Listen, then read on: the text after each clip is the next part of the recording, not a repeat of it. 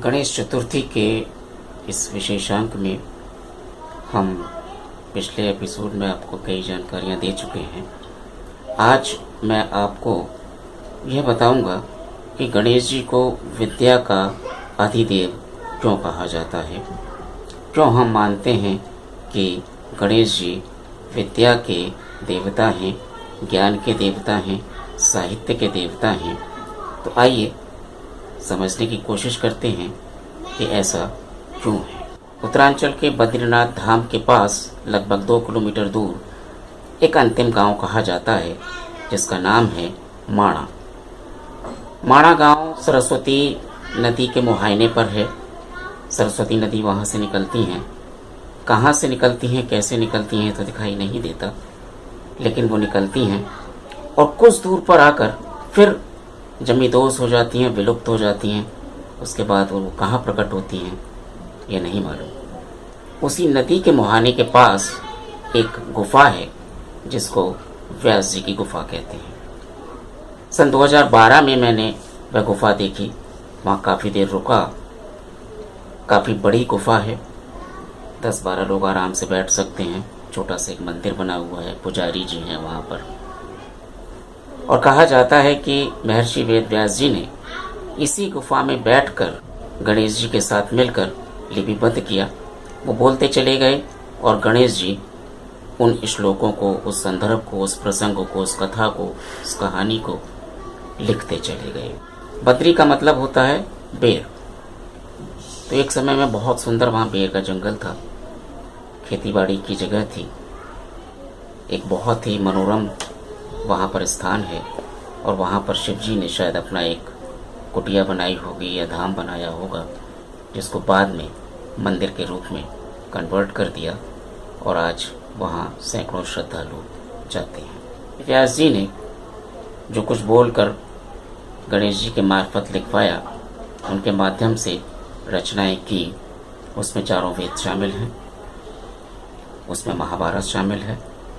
ऐसा माना जाता है, विद्वान ऐसा मानते हैं कि पहले वेद एक ही था, लेकिन बाद में उनको वेद व्यास जी ने उनकी प्रकृति के हिसाब से या जो भी शोध कार्य हुए, उन शोध कार्यों को वर्गीकृत किया गया, विषय अनुसार उनको बांटा गया और 4 वेद बना दिए गए। कालांतर में हमने यही पढ़ा, हमें यही पढ़ाया गया कि ये गणेश जी के द्वारा लिखे गए हैं, लेकिन कब लिखे गए ये बहुत महत्वपूर्ण प्रश्न है। अगर हम प्राचीन परंपराओं को देखें, प्राचीन काल को देखें, तो एक जीवन शैली विकसित की गई, एक जीवन पद्धति विकसित की गई, जिसको हम सनातन धर्म के नाम से जानते हैं। सनातन मतलब सानिध्य। सानिध्य किसका? सानिध्य विज्ञान का। विज्ञान के सानिध्य में एक जीवन शैली तैयार हुई और हमने एक पद्धति अपनाई और वो आज भी अनुकरणीय है। रचना तो सतयुग में हो गई थी, क्योंकि श्रुति काव्य था, सुना, याद किया और फिर दोहरा दिया। लेकिन श्रुति काव्य में कुछ विघ्न आने शुरू हो गए होंगे, कुछ श्लोक लुप्त हो गए होंगे, इसलिए वेद व्यास जी ने एक महान कार्य किया। गणेश जी को अपने पास बैठाया और वेदों को संकलित किया, लिपिबद्ध कर दिया। अब हम क्यों मानते हैं गणेश जी को लेखक या विद्या का देवता या ज्ञान का देवता या साहित्य का देवता? क्योंकि उन्होंने लिपिबद्ध किए हमारे 4 वेद और महाभारत। इसका सीधा सा अभिप्राय यह है कि लिपि का जन्म हो चुका था, क्योंकि हम उससे पहले देखते हैं कि महर्षि वाल्मीकि जी ने रामायण को लिपिबद्ध कर दिया था। रामायण को वेदों से पहले लिपिबद्ध किया गया, वेद बाद में लिपिबद्ध हुए, इसमें दो राय नहीं होनी चाहिए। प्रचलन उनका पहले शुरू हुआ, शोध कार्यों को वेदों के रूप में संकलित किया गया, वो श्रुति काव्य थे, लेकिन रामायण को सबसे पहले लिपिबद्ध किया महर्षि वाल्मीकि जी ने।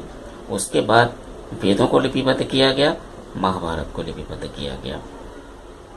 तो गणेश जी ने हमें लिपि दी, भाषा दी, साहित्य दिया, संस्कृति दी और विज्ञान को साहित्य के रूप में परोसा। तो इसलिए पूजते हैं हम गणेश जी को, जिनको गणेश जी ने लिपिबद्ध किया।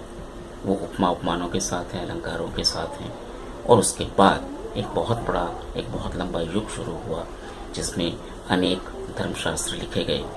कल इसकी अंतिम कड़ी लेकर मैं आपके सामने आऊँगा, जिसमें हम चर्चा करेंगे कि गणेश जी मूषक वाहन क्यों हैं और मोदक उन्हें क्यों पसंद हैं। तब तक के लिए मुझे दीजिए इजाज़त और स्वीकार कीजिए मेरा नमस्कार।